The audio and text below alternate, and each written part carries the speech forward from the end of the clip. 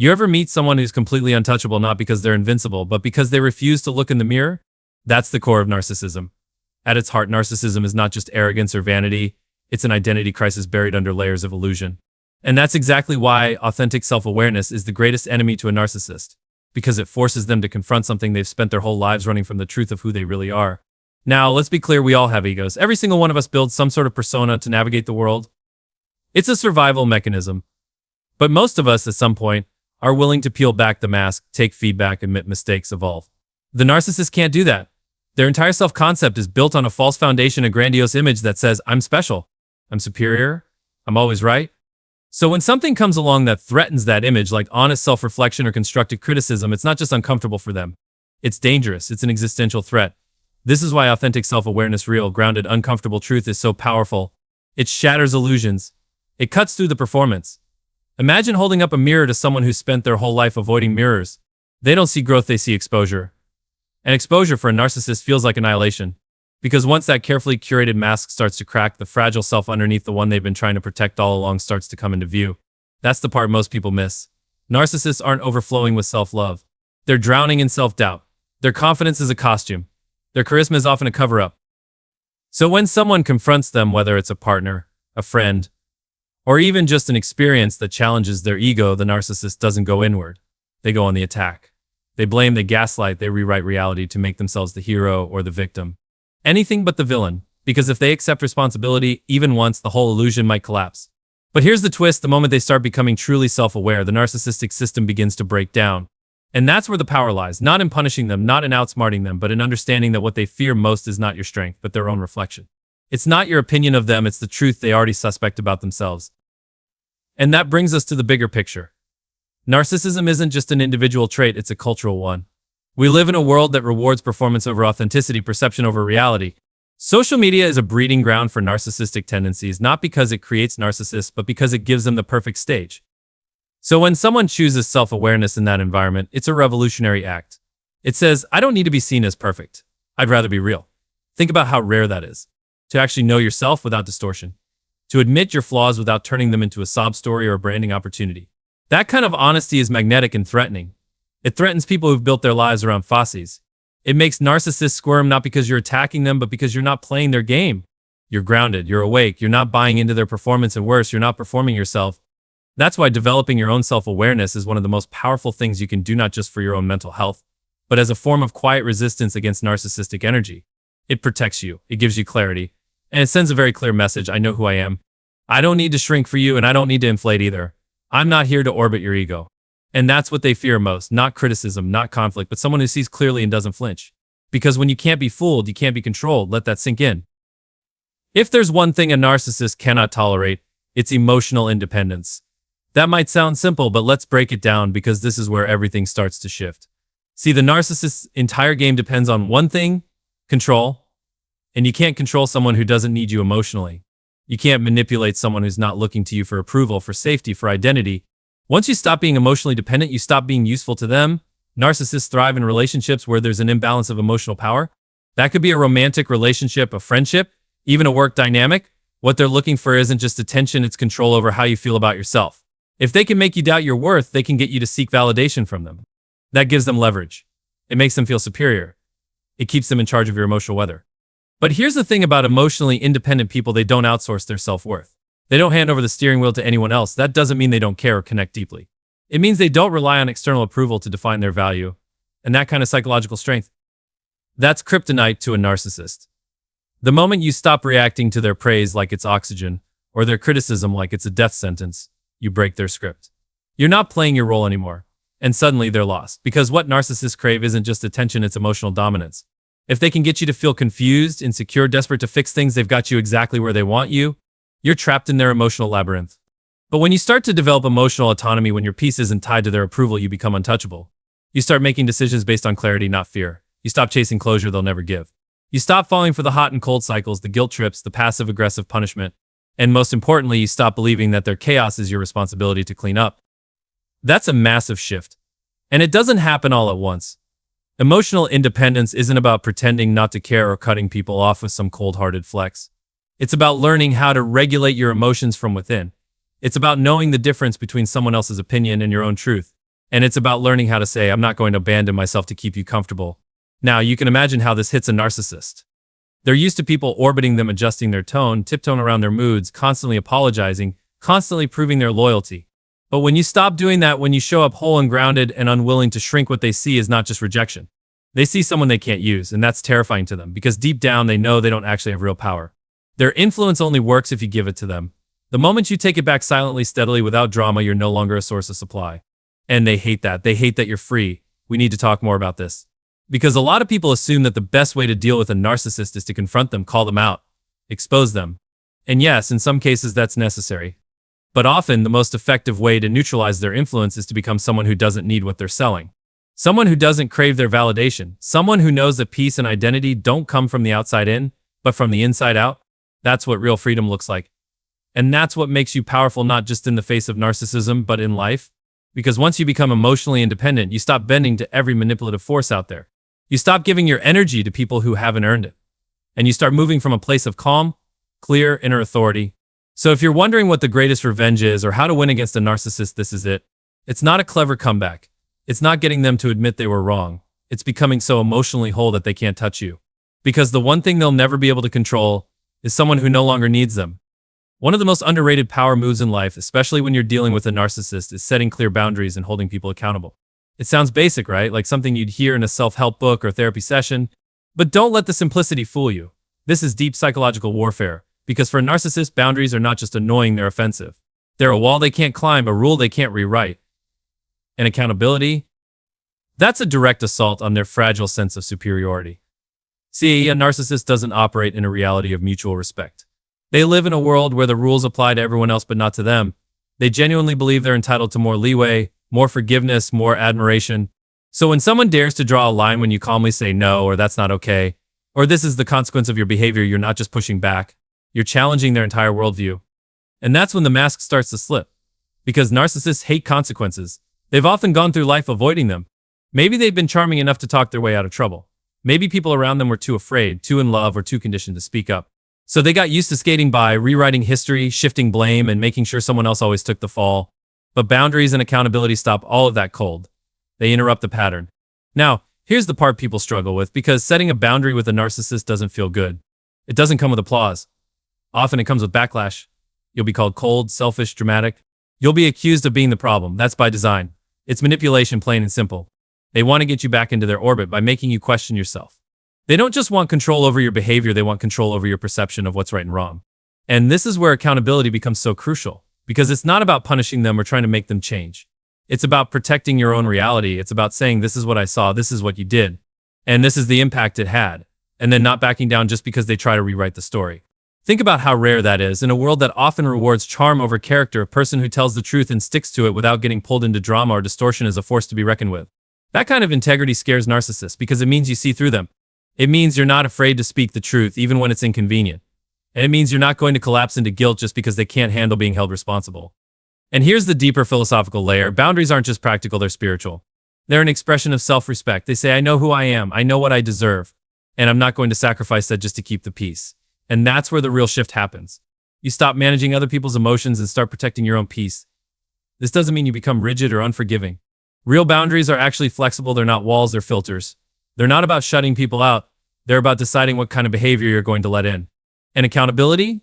That's not revenge, it's clarity. It's what allows relationships, any relationship, to be real instead of performative. When you bring boundaries and accountability into a dynamic with a narcissist, it's like taking the stage lights away from a performer who's used to being the center of attention. Suddenly, they don't know who they are without the script, without the control, without the constant emotional feedback loop. And that's when the real them shows up, not the charming mask, but the insecure, reactive core they've been hiding. And look, this isn't about winning. It's not about outsmarting or outlasting them. It's about choosing truth over illusion. It's about protecting your sanity in a world that often tells you to just let it go or don't make waves. No, make waves, set standards, draw the line, because when you do, you're not just defending yourself, you're modeling what self-respect looks like for everyone watching. So if you take nothing else from this, remember this: boundaries aren't cruelty. Accountability isn't conflict. They're the clearest expressions of love you can give to yourself and to anyone else who's ready to grow. There's a reaction narcissists hate more than confrontation, more than being called out, more than losing control of the narrative, and that's indifference. Not rage, not heartbreak. Just the calm, quiet absence of emotional energy, because here's the truth: the narcissists don't feed off love or hate. They feed off attention. Your outrage, your tears, your pleading, even your silence, if it's charged with emotion, still gives them something to hold on to. But indifference is emotional starvation. And for them, it's unbearable. That's what makes disengagement such a powerful response. It doesn't mean ghosting or disappearing in some dramatic fashion. It means you no longer react to their games. You don't chase closure. You don't argue in circles. You stop trying to be understood by someone who is committed to misunderstanding you. And that alone breaks their grip because now they're yelling into a void. This is what a lot of people miss. Narcissistic abuse isn't always loud. It's not always obvious. Sometimes it's subtle, a constant twisting of words, a drip feed of doubt, 1,000 micro cuts to your self-esteem. And what keeps you in it more often than not is hope. Hope that they'll change. I'd hope that they'll finally understand. Hope that if you just explain it one more time, they'll get it. But that hope is what keeps you tied to their drama. It's what they count on. Because as long as you're emotionally invested, even negatively, they still have access to you. They still matter to you. And they'll use that emotional hook to keep you on a leash.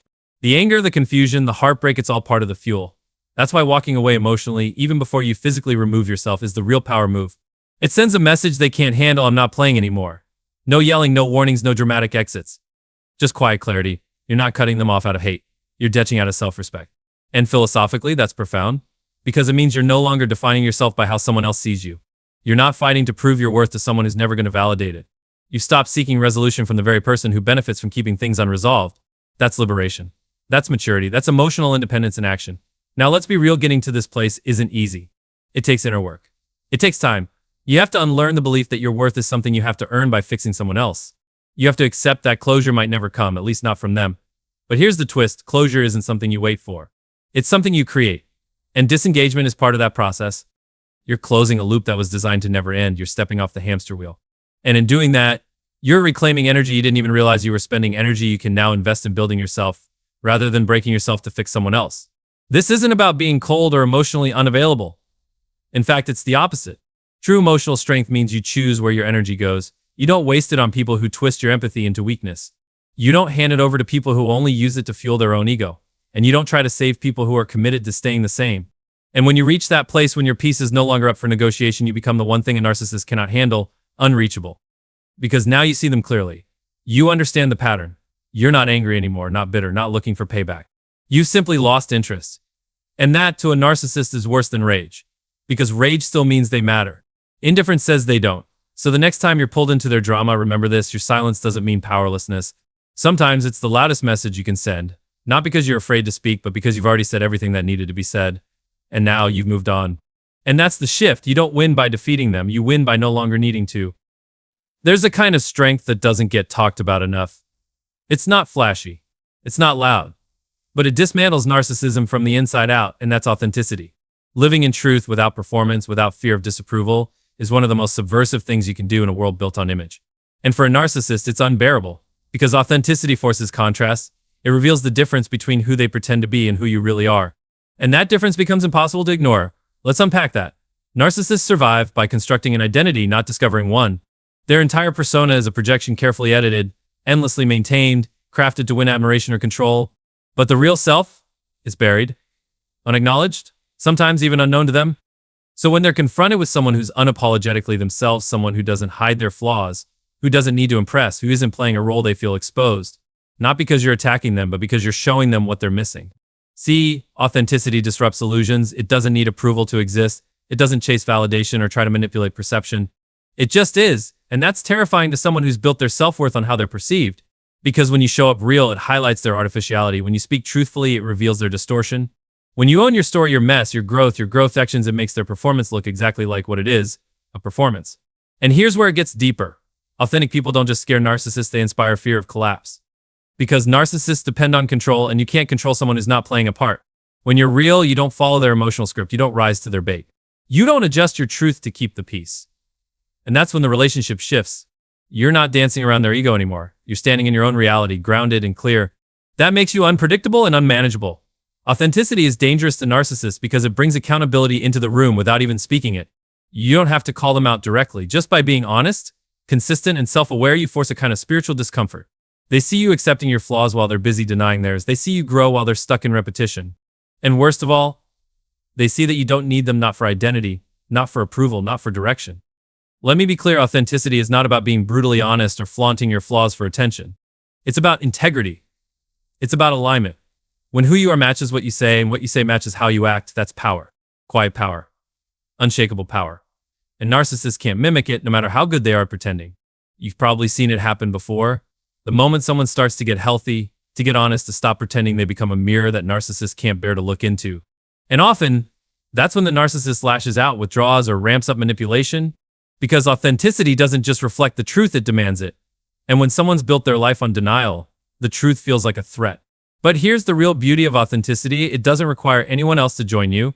You don't need their approval. You don't need their agreement. You just need to be brave enough to stop shrinking, to stop shape-shifting, to stop editing yourself to be more palatable. Because when you live like that, something incredible happens. The right people are drawn to you, and the wrong ones start to fall away. And that includes narcissists. So if you're stuck in a relationship where you feel like you're constantly managing someone else's emotions, constantly editing yourself, constantly trying to earn a version of love that never comes, maybe the most radical thing you can do isn't to confront them, but to come home to yourself. To be real, to be whole, to be unafraid of your own truth. Because the moment you stop performing is the moment their script stops working. And that's the real victory, not when they change, but when you do. There's one thing a narcissist truly cannot compete with, and that's someone who is genuinely self-aware and grounded in their own identity. Because when you know who you are, when you really know it, not as a performance or a role, but as a living truth, you become immune to the one thing narcissists rely on most: confusion, psychological fog, emotional distortion, that subtle erosion of reality that leaves people second-guessing themselves. That's their playground. But when you're anchored self-awareness, you don't just step out of the fog, you start shining a light through it. I think about what self-awareness really means. It's not just introspection, it's not navel-gazing or overthinking. It's the active process of understanding your own mind, your beliefs, your triggers, your wounds, your patterns, and being able to own them without shame. It's recognizing where you end and someone else begins. And that level of clarity is a nightmare for a narcissist because it means they can't define you. They can't guilt trip you, gaslight you, or shape your narrative. You're not waiting for them to tell you who you are, you've already figured out. And here's what's wild: narcissists often depend on people who lack that clarity. That's not a judgment, it's just how the dynamic works. If you're unsure of yourself, they'll fill in the gaps with their version of who you should be. They'll frame your emotions, rewrite your motives, reinterpret your reality, all in a way that keeps them in control. It's not always loud or aggressive, sometimes it's subtle. A joke that cuts a little too deep, a compliment with strings attached, a misunderstanding that always conveniently favors them. It builds up slowly, and before you know it, you're living inside their narrative instead of your own. But when you're self-aware, that game ends before it even starts. You start to notice the manipulation in real time. You feel the emotional dissonance. You catch the moments when something doesn't align with your values or your gut instinct. And you don't ignore it. You don't override it just to keep the peace. You start trusting yourself more than their version of the story. And that's when everything starts to shift. Here's the thing: being self-aware doesn't mean you're perfect. It doesn't mean you never make mistakes or get triggered. What it means is that you own your stuff. You can look in the mirror and say, yeah, that was on me, and here's what I'm going to do about it. Narcissists hate that, because accountability terrifies them. But to someone who's self-aware, accountability is freedom. It's not a threat, it's growth. It's evolution, it's clarity. And clarity, once you have it, becomes a shield. It protects you from manipulation. It gives you emotional autonomy. It allows you to make decisions not out of fear, not out of guilt, but from a grounded place of purpose. You're not reacting, you're responding. You're not proving, you're choosing. And narcissists can't touch that, because their power depends entirely on your disconnection from yourself. There's also something deeply philosophical about self-awareness. It's a kind of rebellion against illusion. The illusion that you have to earn your worth, the illusion that your value is defined by how much others approve of you. The illusion that love requires self-betrayal. When you become aware of those lies and stop living by them, you don't just escape narcissists, you escape a whole system of false beliefs. And that doesn't just make you stronger, it makes you dangerous to the people who need you to stay small, confused, and dependent in order to feel powerful. So the invitation isn't just to spot narcissism in others. It's to see the parts of yourself that have been vulnerable to it not as weakness, but as wounds in need of healing. The more you understand yourself, the less you'll tolerate relationships that require you to forget who you are. Because at the end of the day, the greatest enemy to a narcissist isn't exposure or revenge or confrontation. It's someone who sees clearly, someone who lives honestly, someone who no longer needs their approval to feel whole. And once you become that person, there's no going back, because clarity is peace. And peace, once you taste it, is something you'll never trade again.